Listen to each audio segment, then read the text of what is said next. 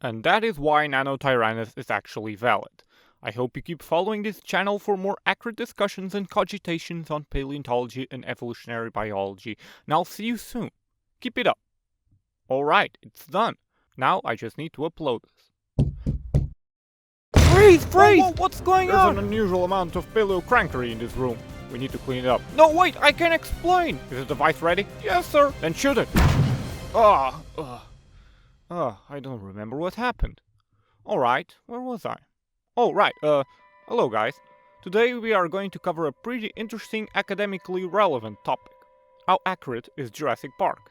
Yeah, I know. I was marketing myself as the guy who covered the paleo topics no one covered, but I also like to participate on what everyone is talking about. The only thing that I tend to not do is speak about stuff that are particularly trending at this moment, and let's be frank, Jurassic Park talks have been more prolific in the past, now that the Jurassic World trilogy is over. I know there is a Jurassic World movie coming out, but I quite frankly couldn't care less. So anyway, I really wanted to talk about Jurassic Park, because, you know, it's kind of like a big cultural thing that unites a lot of people that are interested in paleontology today. It very neatly sports itself as a pillar for the widespread interest in dinosaurs that exists today. But because dinosaurs were real creatures, not creatures invented for the movies, there will be an inherent amount of factoids that the movies are not formatted to cover. They're here to create spectacle, above all. I have seen every film from the Jurassic franchise, not in preparation for this video, but certainly because I was a Jurassic Park fan. Until I wasn't. With the recent release of Jurassic World Dominion in 2022, I can finally talk about the franchise at large, and evaluate it in its full scope. I won't talk about the Camp Cretaceous series or the games or whatever, because that's too much to handle, and they're not canon. Yes, they are. Shut up, Gary. So, how accurate is Jurassic Park? I'ma tell you, it's not. Like, yeah, it's a disaster. At least granted, to the modern standards, which the most recent sequels don't really attempt to correct, at least to a super satisfying degree. But beyond science, I mean, I think it could be worth exposing my own opinion on these movies. This is where I tell you that I am actually studying cinema in college and that I have a large appreciation of cinema in general. Given the Oscars came out recently, I am also in a quite cinema vibe as well. So let's switch to my cinephile attire. Thank you. I'm glad you all came here. You know, I'm not Ricky Gervais or Jimmy Kimmel or even Chris Rock, so I'm not gonna make crappy jokes that include references to a forgettable Ridley Scott film only for me to get slapped in front of a live audience. So let's cut to the chase. So let's show my short review of each of the 6 Jurassic films. Jurassic Park 1, a classic, by far the best film of the franchise obviously, a cinematic spectacle, great scenes, not the best from Spielberg, I'll lick the feet of the ones who say Jaws is better than this one. Jurassic Park 2, I refuse to accept the name The Lost World, this isn't Star Wars, you don't get to name this one Empire. This is the film that is least fresh in my memory and I refuse to rewatch it at this stage in my life. I guess it's cool, but I don't care. Jurassic Park 3 is based. It is stupid, inconsequential, but it's fun.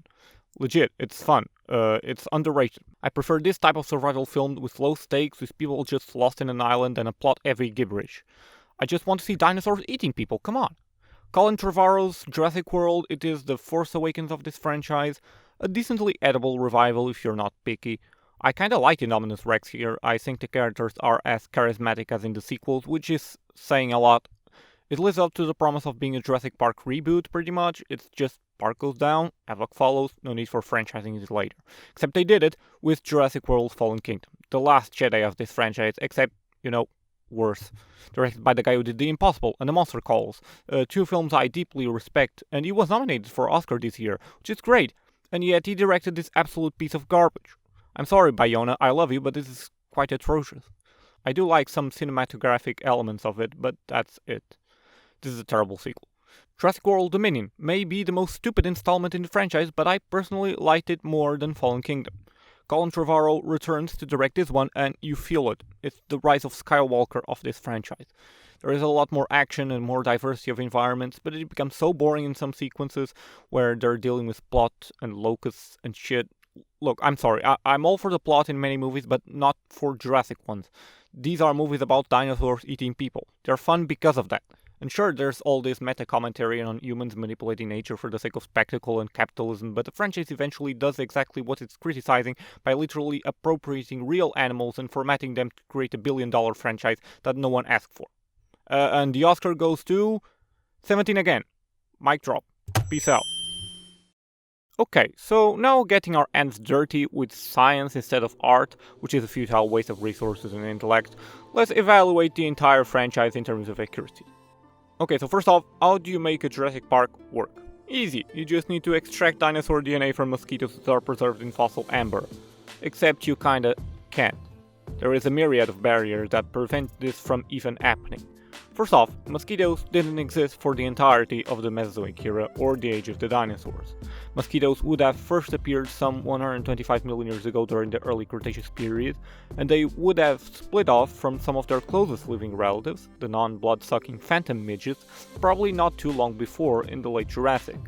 This inevitably leaves a lot of the Mesozoic era out of range for mosquitoes. Stuff from most of the Jurassic would be out of the question if we just use this source, which is a problem because the Jurassic is literally in your park's name.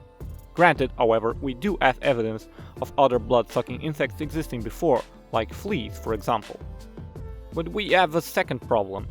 These blood-sucking insects will likely digest the blood cells of dinosaurs entirely, so no DNA there.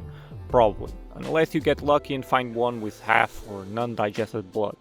A third problem is that even if you get blood DNA from them, you can't really know what it belongs to, so even if you do reconstruct the dinosaur, you would be lucky to get something from a dinosaur that we know of, given so many dinosaurs that we know of are actually pretty fragmentary or incomplete. A fourth problem is that even if you do find said DNA, you may not be able to properly clone an embryo from it, and develop it in the required environment, such as a proper egg for the development of the embryo. But even if you can create a proper Mesozoic dinosaur egg, a fifth problem comes in, that DNA can't really preserve itself in proper conditions for such long periods of time. You might be extraordinarily lucky to find a few genome fragments preserved in exceptionally good tissue, but that's far from enough to reconstruct a full dinosaur genome. Filling the blanks with frog DNA is not a good idea because the blanks that you have to fill is mostly the entire genome, rather than just a few small spaces of DNA. So you would mostly just end up with a normal frog with a few random genomes that probably won't do anything. Ultimately, it's practically impossible to build a Jurassic Park like the one we see in the franchise. But let's just accept the movie magic, and that they can indeed reconstruct extinct animals accurately this time around. I am aware the movies place frog DNA in the dinosaurs' incomplete genomes. That's why they can do something like change their own sex to be able to reproduce, or something like that. In Jurassic World, Dr. Henry Hu says that they have always been manipulating the genomes of these dinosaurs and that their real-life appearances would be completely unlike the depictions we see in the park. That's a good excuse to explain why the dinosaurs in the franchise are not very accurate. However, Jurassic World Dominion has a deleted prologue that shows a few moments of our prehistoric past, showing how the dinosaurs looked like in real life, and yet they still have quite a few problems. Not to mention that the evil company that creates the new dinosaurs that we see in the last film argued that the genomes of the dinosaurs they created are completely pure, which implies that these reconstructions are meant to be completely accurate to the real animals, but as we will see, they still have a lot of problems. It's pretty clear that the Jurassic Park franchise is not set in the real world and just in a fictionalized version of our own world, where Therizinosaurus look like this instead of like this. So let's assume an alternate scenario where the Jurassic Park creatures are reconstructed in a more accurate fashion, based on the science that we have today. Let's begin with the very first dinosaur that appears in the franchise, the Velociraptor. This dinosaur is very famous, of course, because of this film, and quite admittedly, I think many people already know what is wrong about this one. The movie Velociraptor is depicted as being very large, about 3.5 meters long, give or take. It has a scaly or naked skin, long back legs, a stocky skull, often vertical slit pupils, and its fossils are recovered from North America. Oh, and it's intelligent enough to invade people's dreams and tell them their first name menacingly. Alan! The real-life Velociraptor was much different. It was just about 2 meters long, so about the size of a turkey.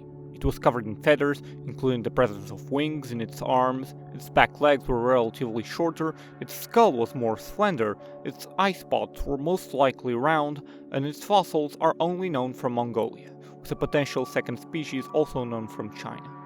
So, quite different animals here. This is completely excusable, because evidence for feathered dinosaurs was relatively emerging around the 1990s, so reconstructions of dinosaurs such as Velociraptor favored more traditional reptilian looks.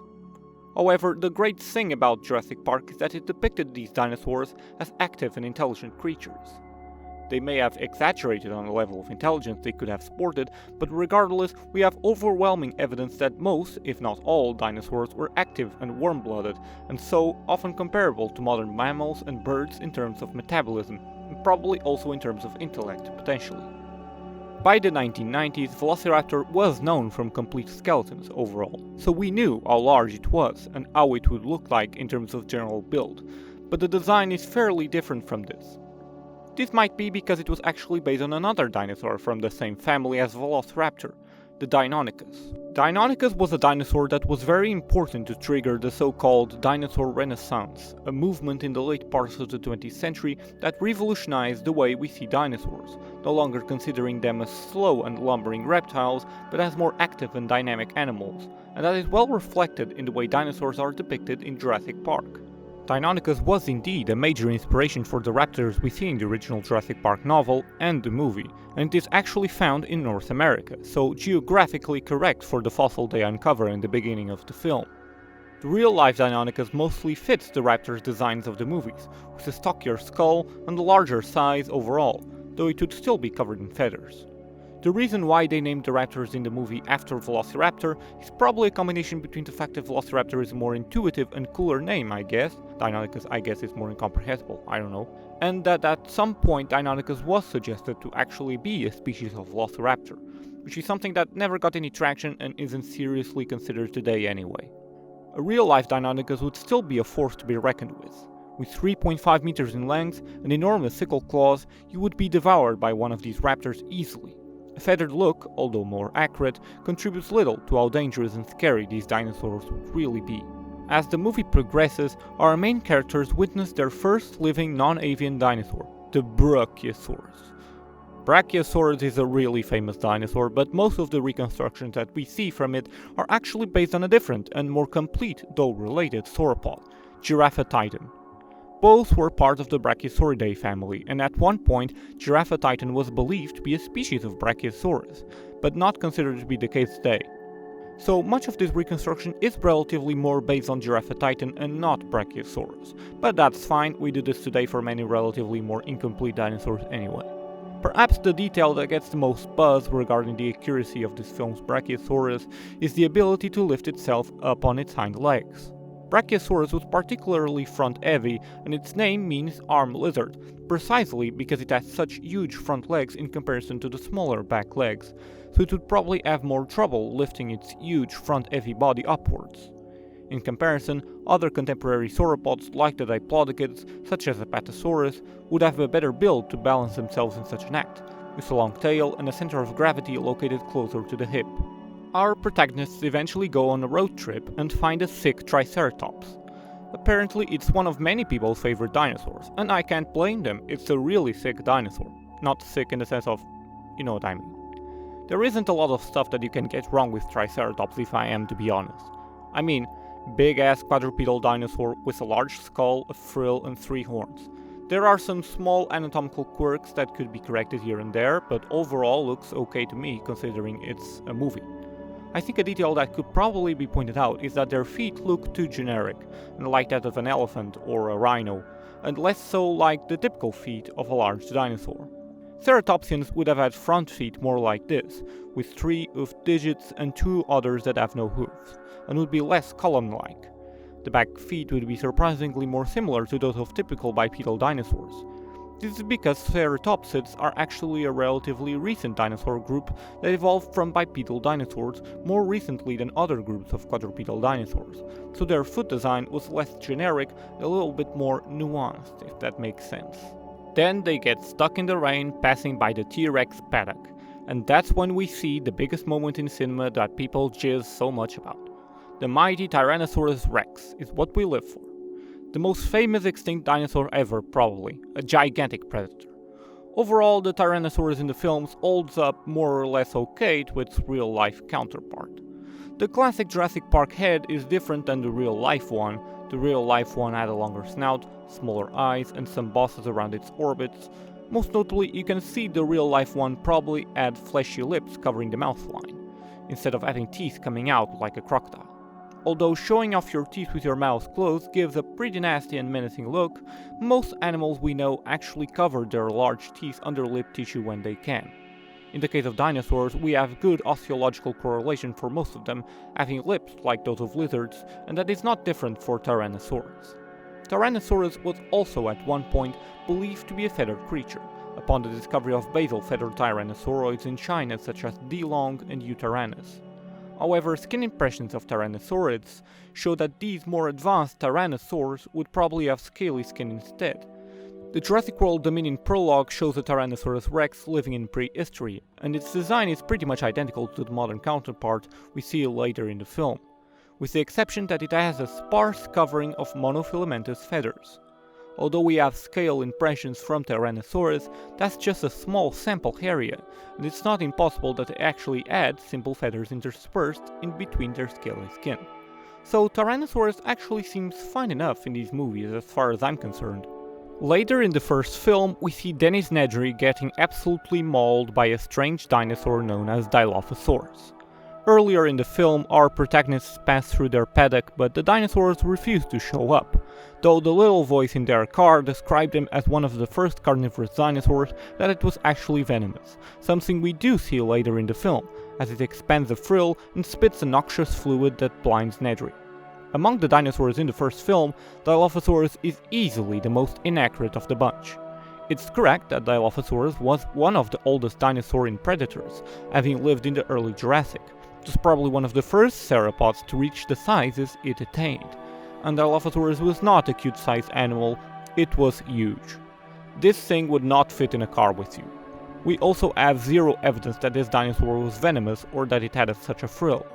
The frill depicted in the film is similar to that of modern frill lizards in Australia, which use a similar structure as a threat display. But these frills are supported by elongated and specialized hyoid bones, which is something not observed in Dilophosaurus. Venom would also be rather unlikely for such a dinosaur, as this creature was very visibly adapted to run and bite at their prey menacingly. Using venom to kill your prey appears rather redundant and unnecessary. Given Dilophosaurus was a basal theropod, and subscribing to the idea that feathers are a basal trait in dinosaurs overall, Dilophosaurus would quite probably be covered in simple feathers, not scales. It would still sport two large crests on top of its head. That's why Dilophosaurus actually means two-crested lizard. These crests may not have been covered in an ardent keratinous covering, but rather on soft tissue, as evidenced by the large sinuses that are positioned under their rather thin and vascularized crests. The changes to Dilophosaurus in the film most likely derive from a design perspective, to make sure it wouldn't be confused with the raptors, and it also feeds the idea that we do not know everything about extinct animals, so traits like soft tissue structures and even venom may not be something we can know from fossils alone. In the case of Dilophosaurus, the specific features we see in the film don't seem to be well corroborated, but I applaud the effort to stray away from a conservative reconstruction and just promote imagination in the way we reconstruct extinct animals. Then Alan and the kids walk in the meadow and see a flock of gallimimus. These dinosaurs are neatly reconstructed in the franchise in the sense of, yeah, they were pretty much ostrich-like dinosaurs and they were kind of big. They were the largest members of the Ornithomimidae family. Gallimimus was however toothless, and often in the franchise teeth are seen in their mouths, and that is inaccurate. Being an ornithomimid, it would also be covered in feathers, with perhaps the legs being the exception, being covered in naked skin like what we see in modern ostriches. An exceptional case of convergent evolution. And these are all the dinosaurs of Jurassic Park 1. Now in Jurassic Park 2, the first dinosaur we see is Compsognathus, which is a tiny dinosaur that completely mauls a kid off screen by hunting in packs. It should be noted that in the film, there is a guy that labels them as Compsognathus triassicus. This species is not real, but it's probably a reference to Procompsognathus triassicus, a different type of theropod dinosaur that was also very small but lived in the Triassic period. The genus Compsognathus has one type species named Compsognathus longipes, and lives in the Jurassic period. Compsognathus was small in real life, so that is correct. It is incorrectly depicted with two fingers in its hand, which was something that was believed to be true, but we now know it had three. That is corrected in later media, interestingly. Given it was a basal coelurosaur, it would have most likely been covered in simple feathers.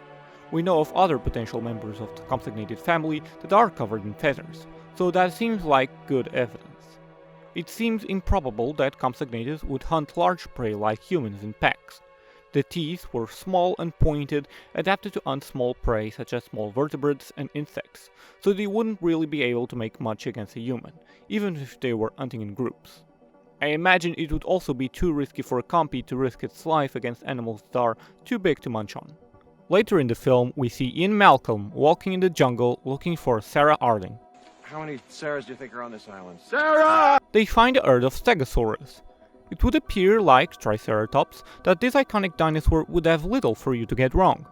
The Stegosaurus in the film is massive, perhaps too much so. The real-life Stegosaurus was big, perhaps the largest stegosaur overall though, so that's excusable. It had 2 rows of plates arranged asymmetrically, that's correct, and it had 2 pairs of large spikes at the end of its tail, the so-called tagomizer. However, other details are wrong. Instead of an heavily arched posture, the real-life Stegosaurus would have had a less arched back and a much longer neck. On the underside of its neck, curiously, it would have dense scales to protect its throat from theropod bites, so that's cool. Its tagomizers would also not be oriented upwards, but rather slightly more sideways, and wouldn't be curved, but rather straight, allowing them to swing their tail sideways and deal damage, rather than having to twist the tip to hit a threat. In front view, Stegosaurus would also not be that thin. Actually, Stegosaurus would be immensely fat and blocky in front view to a comical degree. I applaud the idea of showing them as parental-caring creatures. Jurassic Park 2 already shows us something that was being divulged with the dinosaur renaissance, which was the reproductive habits of dinosaurs. And so we know that several dinosaurs actually took care of their young, rather than abandon them like many reptiles do.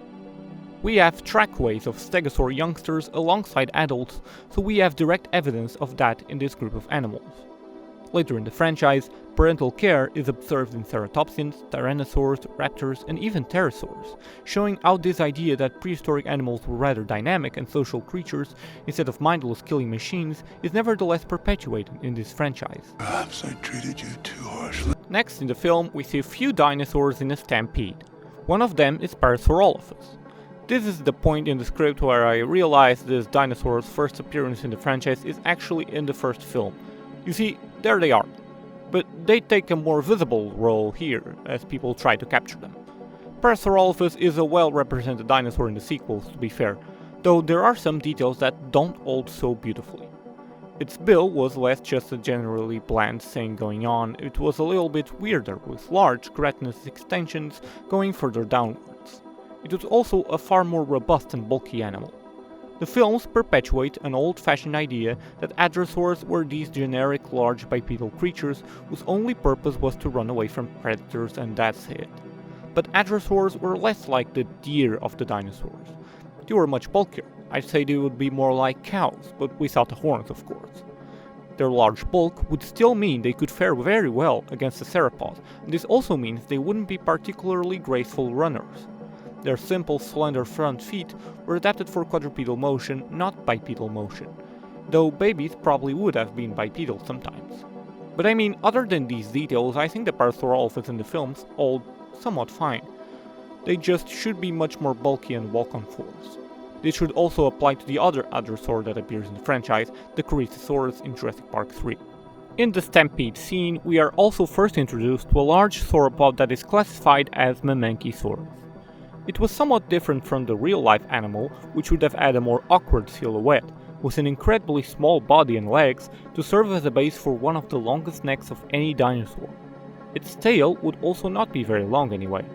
The limbs of Mamenchisaurus, as well as from other sauropods of the franchise, are also inaccurate, particularly the front limbs, which were, in real life, more slender and ended in clawless pads, with at most the presence of large thumb spikes in some sauropods. They wouldn't be the generic elephant-like limbs that we see in the franchise. This overall is an issue that affects many of the quadrupedal herbivores in the movies. We later see some guy struggling with a weird, dome-headed dinosaur known as Pachycephalosaurus. Pachycephalosaurus is quite a mouthful of a dinosaur. Wait until you see the full species name of this guy, Pachycephalosaurus wyomingensis. Try saying this 3 times very fast. Pachycephalosaurus wyomingensis, Pachycephalosaurus wyomingensis, Pachycephalosaurus wyomingensis. See, it's not that hard. Anyway, this guy is depicted as a formidable ramming dinosaur, sort of like the wild sheep of the dinosaurs. There has been, however, many debates over the functionality of the domes of Pachycephalosaurus, though injuries and biomechanical tests have shown that they would have potentially worked as weapons for ramming against each other. Maybe more for close-range headbutting, rather than going full-on force, like in musk oxen. Either way, they would have probably used their head as a weapon, and that is shown in the movies, so that's good. The posture of Pachycephalosaurus is a bit antiquated, with the body and tail oriented like a typical dinosaur toy, and so, like many other dinosaurs in the series, a more correct posture would be an horizontal posture for the whole body. And then, by the end of the movie, the last dinosaur we see on screen is the Pteranodon. Just kidding. No, we do see Pteranodon in the very end, but no, Pteranodon was not a dinosaur. This is not a too uncommon misconception. Pteranodon was a pterosaur. People tend to call them pterodactyls, and even though Pteranodon was in fact a part of the pterosaur group known as Pterodactyloidea, it's usually not a term that is very used, so pterosaur is most accurate. Pterosaurs were not dinosaurs, but they were related to them. Like them, they were metabolically active animals, and while many dinosaurs were covered in feathers, so too were pterosaurs, though pterosaurs had structurally more simple feathers. Their wings were made of skin, supported by a very long finger, and they were not the ancestors of birds, they were their own different breed of flying reptiles. With that clarified, pterosaurs are actually one of the worst represented animals in the franchise. They are less accurately portrayed than the dinosaurs even. Pteranodon is the most famous of pterosaurs probably. It has the very iconic form with a long crest growing on the back of its head and a very long beak. We actually know quite a lot about this pterosaur, and this is kind of the reason why it is so famous, because it was also the first pterosaur we knew that was toothless. Pteranodon means winged with no teeth. So it ends up being quite shocking how Pteranodon in the movies are depicted with teeth. Like, it defeats the whole point. And like, we knew about this decades before Jurassic Park was even a thing. So ultimately the movies explicitly wanted a more retro look for the sake of it. You can't even blame this to the limitations of the 1990s and early 2000s science. Ultimately, the real Pteranodon was different. They had a long and slightly upward curved bill with no teeth, and despite being a large pterosaur, it certainly wouldn't be large enough to lift you up and kill you. It was a fish eater in the oceans of the Cretaceous, so it would be more like an albatross. You would probably be fine with them around. Adult males would be the largest and rarest in a Pteranodon colony, and adult males were the ones with the iconic large crests, with females and immature males having smaller crests, shorter bills, and overall were smaller altogether. A curious characteristic that we see the Pteranodon do in Jurassic Park 3 is a nest with babies, with an implication that the parents were feeding their chicks. Now, subsequent discoveries have shown us that pterosaurs were actually born with great capacities of flight right after hatching from the eggs, implying that they probably wouldn't need any parental care. This would deem this behavior in the film inaccurate. However, a very recent study focused on the growth patterns of large and small pterosaurs, specifically focusing on Pteranodon itself, suggests that Pteranodon would be unique among pterosaurs for being likely incapable of proper flight after birth, which would heavily suggest a period of assisted parental care. So, I guess, after all, inaccuracies in films can eventually prove to be correct after all. Another detail that the films get wrong is that Pteranodon lacks a coat of short hair-like feathers, as it would be standard for warm-blooded pterosaurs anyway. Jurassic Park 3 introduces us to another spectacular creature that is the main villain of this movie, the Spinosaurus. Spinosaurus is a meme factory if you're well versed in paleo discourse lately. Every paper that comes out in these last few years always tells something that revolutionizes the way we see this dinosaur. Spoiler alert, the movie depiction is not really reflective of what we now know about this animal. Spinosaurus is a topic that would warrant its own entire video, but for the sake of brevity, let's stick on what's important. So, unless you've been stuck in a theater watching Rango for over a decade, you may know that new Spinosaurus material tells us that this dinosaur would have actually had small back legs, as well as a large and flat, newt-like tail. This would have affected the way the animal looks quite dramatically, but I mean, the spirit stays the same, I guess. Debates exist on whether or not it would have been a competent swimmer or diver, and we do see it do that in the film. It may have been able to do so, though the parsimonious assumption is that it was a shallow water wader, hunting for fish while still standing on the water. However, this tells us that Spinosaurus may not have been able to run after our protagonists with those tiny legs. But I mean, I guess hippos can run super fast despite their tiny legs and fat appearance, so I don't know. What they did got right is that this sailed theropod would have been one of the, if not the largest theropod to have ever lived, perhaps even larger than Tyrannosaurus rex. However, the slender snout of Spinosaurus probably wouldn't give it much of an edge against defending a broad-skulled tyrant, so the Spino winning in that film may be inaccurate after all. Later in the third film, we see Corythosaurus, another hadrosaur related to Parasaurolophus. We see them living together in a herd, which makes some sense as they would have actually lived together in real life. I don't have much to say about this dinosaur that wasn't said before in Parasaurolophus. They pretty much used the para model to make the Corythosaurus one, so the same issues persist.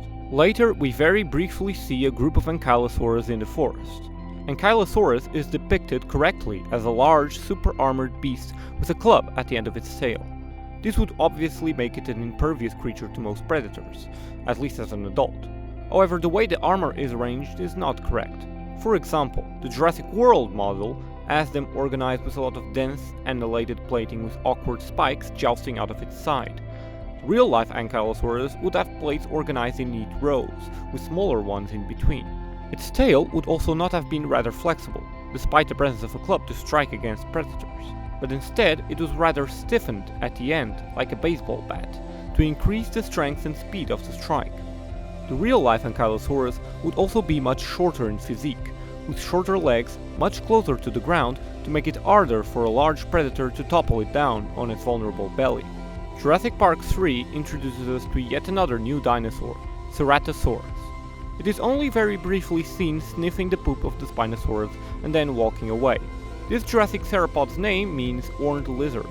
You would think this name would be reserved to a ceratopsian, but no, it was given to this guy. The real-life Ceratosaurus really had horny growths on its nose, however it really didn't straight up look like a rhino horn. It was more like a flat crest.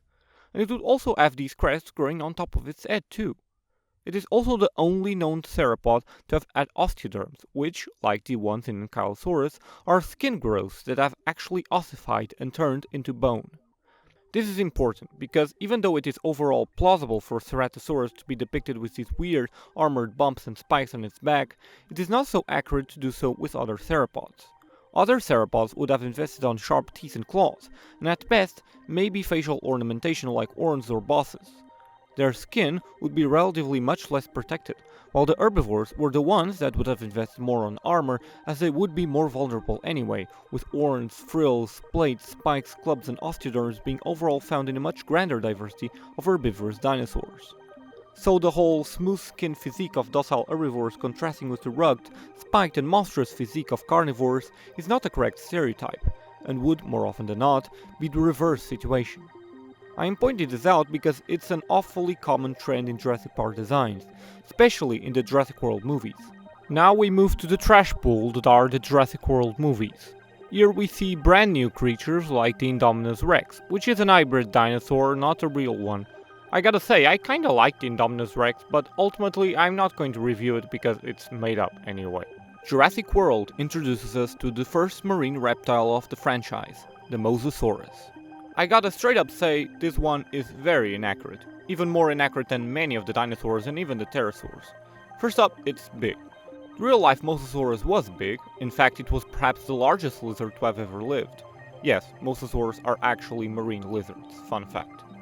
Mosasaurus was however just about 13 meters long, give or take. The one in the films is blue whale sized or larger, which is laughably incorrect. It's depicted with a skin that is very much like a crocodile, with spikes and whatnot, when the real-life Mosasaurus would actually have much smoother scaly skin, like a monitor lizard, which would have been their closest living relatives, potentially. A smoother skin makes for a much more hydrodynamic shape overall, so this spiky format is very inefficient for a marine pursuit predator. The tongue of the Mosasaurus would also not have been something too simple either, as it may have actually been a rather forked tongue instead, quite like those of monitor lizards yet again. The film shows a different kind of sauropod, the Apatosaurus. It is depicted as a plainly simple sauropod, but overall it has some issues. Apatosaurus' tail was long, but not that beefy. It would have actually been rather thin and whip-like. The neck, on the other hand, would be fatter, a condition that may have allowed Apatosaurus to have actually been able to create powerful blows with its neck. It would not have been a defenseless creature. Indominus Rex would likely be obliterated by one of these.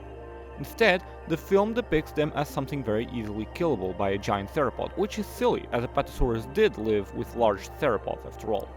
Also, its head is very fleshy. We know from some discoveries that sauropods may have actually had a beak-like keratinous covering around their mouth line to strip off plant material, giving it a more bird or turtle-like appearance. In the aviary, alongside the Pteranodon, we see smaller pterosaurs in the mix, known as Dimorphodon. Unlike Pteranodon, Dimorphodon had large teeth in a large mouth, as well as a long tail. However, Dimorphodon would not be able to attack people, at least not in the way we see in the film. Dimorphodon would have been way too small in real life, about the size of a pigeon or crow. Its straight teeth would have given them a nasty but weak bite, not good for slashing the flesh of large animals, but more so to catch small animals in the forest.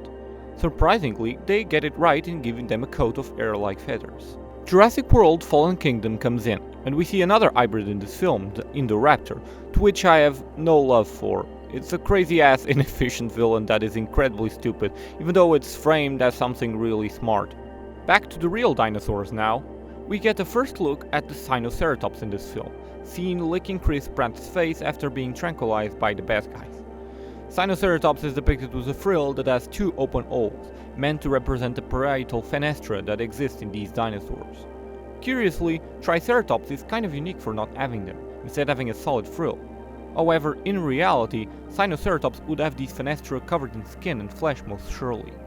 Nesutoceratops, which appears in Jurassic World Dominion, is correctly depicted with a frill covered in skin and flesh, with no open holes in them.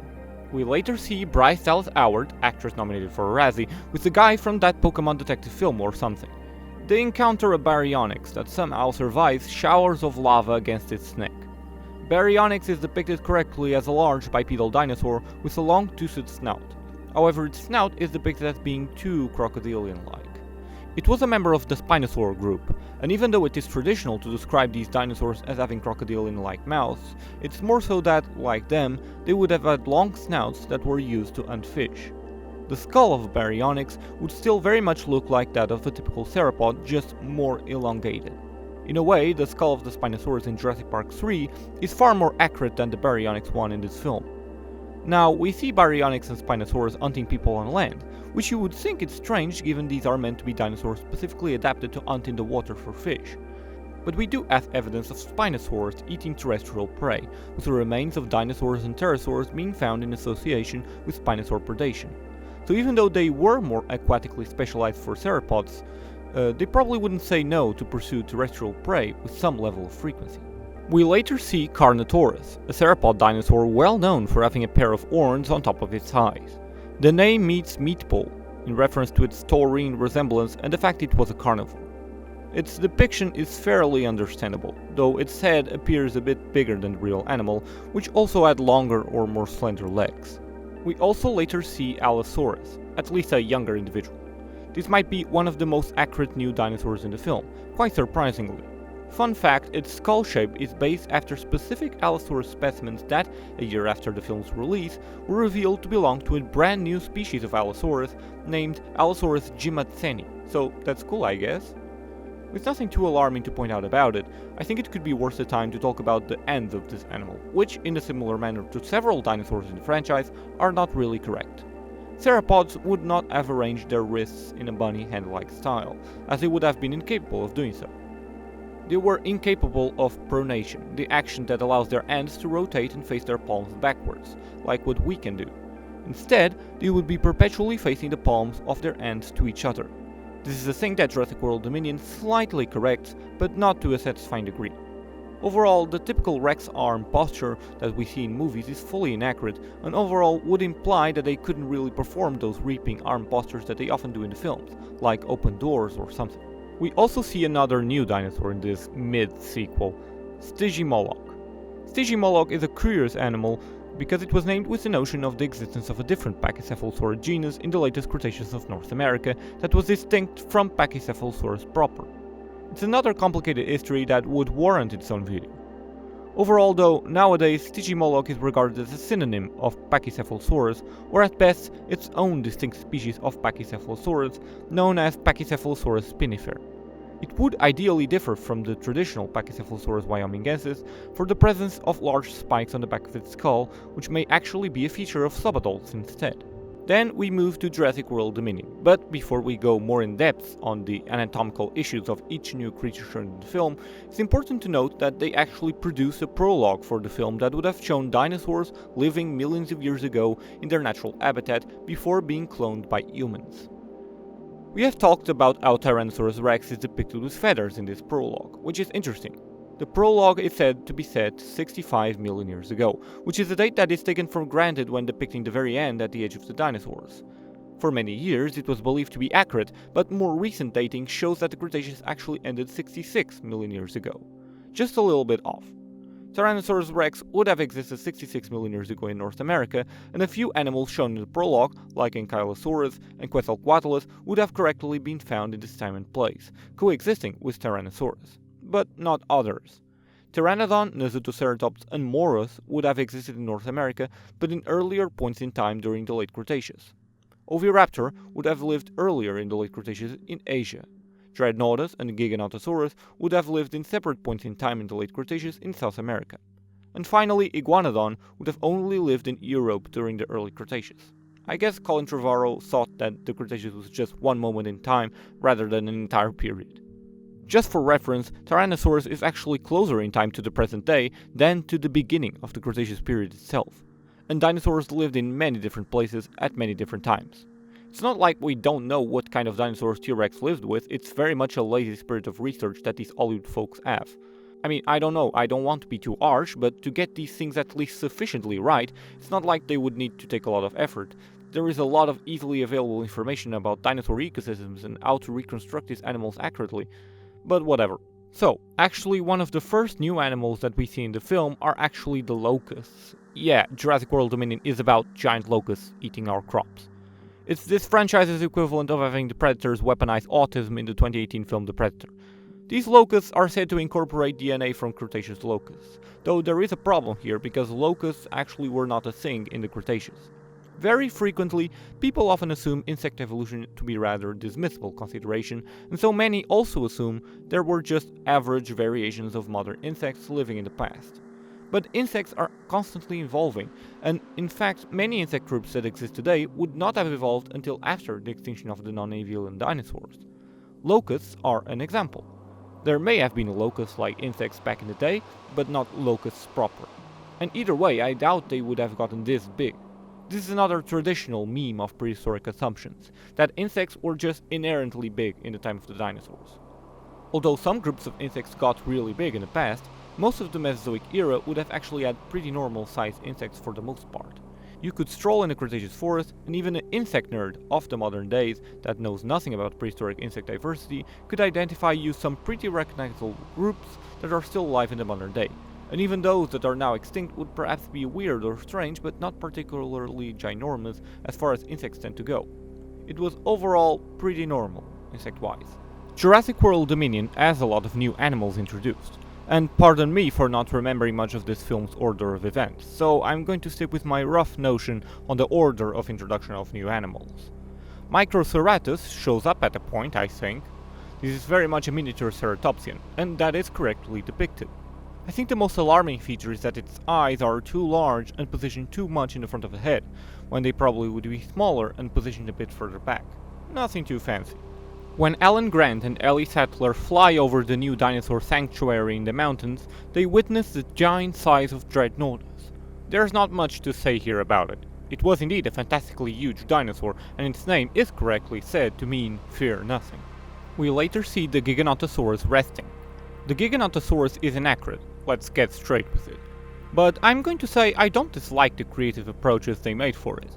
Yes, it's excessively awesome burrowish with lots of spikes, but it gives a neat aesthetic that isn't just a rugged charcoal abomination, and it at least looks like an oversized crocodile, so it looks like a living animal for once. There are scenes and moments where it is even shown acting relatively serene as far as monster dinosaurs go in movies. We see it rest, taking a safe territorial stance against Tyrannosaurus, and awkwardly and soullessly inspecting our protagonists at night. The real-life Giganotosaurus would have matched or even surpassed T-Rex in size, and that's most certainly why it was chosen for this film, because I guess they really wanted Rex to fight another giant dinosaur, a trend that started with arguably the least acclaimed film of the original trilogy, but whatever lol. The real-life Giganotosaurus would not have the spikes, of course. It would likely have smoother skin with smaller scales on most of its body, and it wouldn't have an awkward hump on its back. Its skull would be differently arranged than that of a Tyrannosaurus, which would give it some sort of visual distinction, I suppose. Cleaning the teeth of the Giganotosaurus, we see a small feathered dinosaur named Moros. Now, this is sort of a surprise addition for a Jurassic World film. Moros is a dinosaur that was described in 2019, merely 3 years before the film's release. It is not even so well known. I have a feeling it was added because it was kind of advertised as this mini relative of Tyrannosaurus. And sure, it was a small tyrannosaur, but it was also a rather primitive tyrannosaur, and by norm, early tyrannosaurs were small. Most of those that did get large seem to belong to the Eutyrannosauria clade, which includes the mighty Tyrannosaurus rex. The Moros in the film is depicted as being very small, but the real-life one was much larger. It probably could look to a human in the eye. We could make the argument that these are juveniles, I suppose. Then our protagonists go to Malta, where dinosaur trade is being made, illegally. We see some strange creatures like the Lystrosaurus. This is also a surprise because this isn't a dinosaur at all, it's a synapsid, the name given to mammals and their extinct relatives. Lystrosaurus would be a dicynodont, a type of synapsid very distantly related to mammals. Lystrosaurus was actually a diverse genus with many species, ranging from the size of a bunny to the size of a sheep. It lived before the dinosaurs in the late Permian and the early Triassic periods. Now, Lystrosaurus in the film is depicted a bit inaccurately. It is shown having a frill protruding from behind its head like a ceratopsian, and the real-life one wouldn't have that at all. The skull of Lystrosaurus would have actually been kinda weird and awkward, with its eyes located on top of a tall skull and have a toothless beak, apart from 2 conspicuous tusks. In the life model of the movie's reconstruction, we see a few hairs popping out of its skin, a sort of reference to how it's related to mammals to a degree. This is actually something we can observe in many reconstructions we see, not only from Lystrosaurus, but many other non-mammalian synapsids, but it may not be accurate for many of those actually. For Lystrosaurus specifically, we have preserved mummies of these animals that preserved naked skin with some tubercles, indicating a skin texture more akin to that of a toad than that of a mammal. Another dinosaur that technically doesn't appear in this film, but does appear in the prologue and in a deleted scene, is the so-called Oviraptor. This dinosaur is correctly depicted as a feathered dinosaur. Its name means egg thief, and consistently it is seen eating eggs in the prologue. This is actually believed to be incorrect though. When this dinosaur was discovered, it was found on top of a nest, and it was believed that it was stealing them and eating them until it was later discovered that it was actually rearing them. The egg thieves were instead revealed to be good mothers. The toothless beak of the Oviraptor makes its diet hard to assess, though it was probably an omnivore that mostly ate plants. It might have targeted eggs of other animals, but that was probably a rare practice. The appearance of the Oviraptor does seem to show a few inaccuracies. For example, the wrists are wrongly positioned in the inaccurate bunny-like posture, and it also lacks wings, which would be known to be present in other Oviraptorosaurs. These wings would not be used for flight, but mostly for display. The crest of the Oviraptor is also depicted being covered with cornified tissue, but the crests of Oviraptorosaurs were very thin and fragile and probably supported simple fleshy tissue in their crests instead. Another dinosaur that appears in this film first, well technically first appears in the Battle at the Big Rock short film, is the Nasutoceratops. There isn't much to be said about this ceratopsid dinosaur. It is correctly depicted with the characteristically curved horns that resemble those of a bull, and it lacks a nasal horn. Perhaps one of the inaccuracies that could be pointed out is that it appears to be too big, shown to be about the size of a Triceratops. In fact, it was somewhat smaller. We also get introduced to a new species of raptor called the Atrociraptor. In a similar vein to Velociraptor, this one is chosen for its cool-ass name. It literally means what it sounds, atrocious raptor. Unfortunately, quite like Velociraptor, the real Atrociraptor was not large enough to provide a threat to an adult person, and it would also be covered in feathers anyway. At least one detail they got right was their boxy snout, which is the most remarkable thing about this dinosaur anyway. Later our protagonists fly in a large airplane to the bison sanctuary, where they are attacked by a massive pterosaur named Quetzalcoatlus. Quetzalcoatlus was huge. It might have been the largest pterosaur and flying animal to have ever lived, or at least one of the largest. The movie depicts the creature correctly with a very long neck and elongated straight bill, as well as a small crest on its head. It also has feathers covering its body, which is expected for most pterosaurs anyway. However, it gets other details wrong. Firstly, it is actually too big. Quetzalcoatlus had a wingspan of 12 meters and a height of about 5 meters, with its neck fully vertical, which is huge, but definitely not this kind of huge. This is gargantuan. A real-life Quetzalcoatlus could not take down a giant airplane. Not only it would not be capable, but it probably wouldn't even be drawn to do that. Quetzalcoatlus was capable of flight, but its lanky appearance would have been great to forage on the ground. In fact, these giant pterosaurs probably would spend much of their time walking and eating small animals than bothering attacking other creatures in the air. Claire lands in the forest with her parachute stuck in the tree when she witnesses a strange dinosaur, a Therizinosaurus. This is depicted correctly as a large dinosaur with 3 long claws on its arms and is depicted eating plants, which is correct for the real animal. Although we lack a skull for Therizinosaurus proper, we have skulls from relatives so we can indicate what it probably looked like. And it didn't quite look like this mess of a head, not gonna lie. It is shown with feathers, which is consistent with what we know from Therizinosaur integument overall. The posture of the Therizinosaurus is erroneous though. This large dinosaur would have had shorter and awkward legs that would have given them a strange stance. Its claws were probably also too fragile to serve as effective offensive weapons against large predators. Like, sure, these things could probably make some bad scratches or puncture an eye, but they would not resist the stress of stabbing an entire Giganotosaurus all the way through. Owen Grady and Kayla Watts, I'm embarrassed that I know the full names of these characters without looking them up, fall in a frozen lake where they find a Pyroraptor. This is another raptor with an obvious cool name that means exactly what you think it means. It means Fire Raptor, by the way. It was named that way actually because its remains were found after a forest fire went down in the fossil site it hails from. This naming decision most certainly, however, helped perpetuate a micro-paleo meme where this species is subsequently shown covered in red feathers.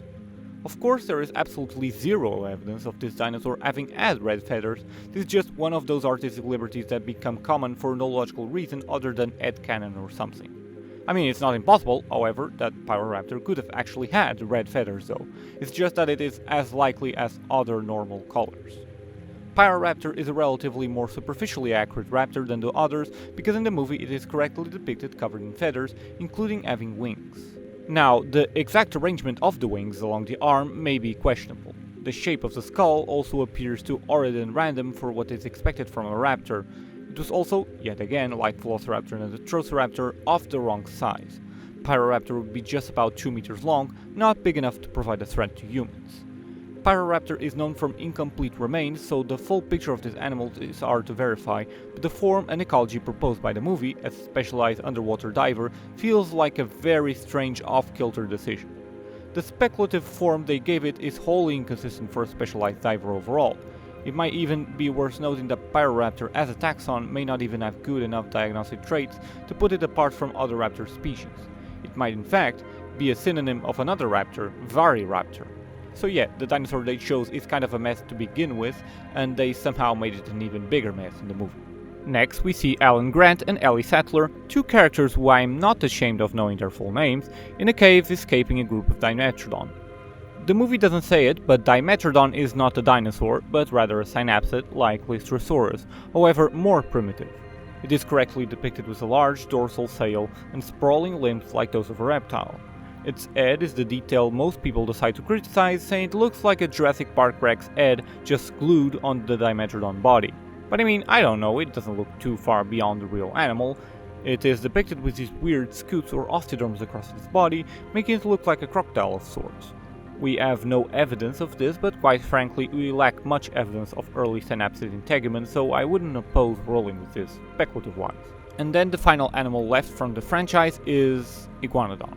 which is absolutely normal-ish here. I mean, it is a bit leaner than real-life one, which was more robust, but mostly kind of the same.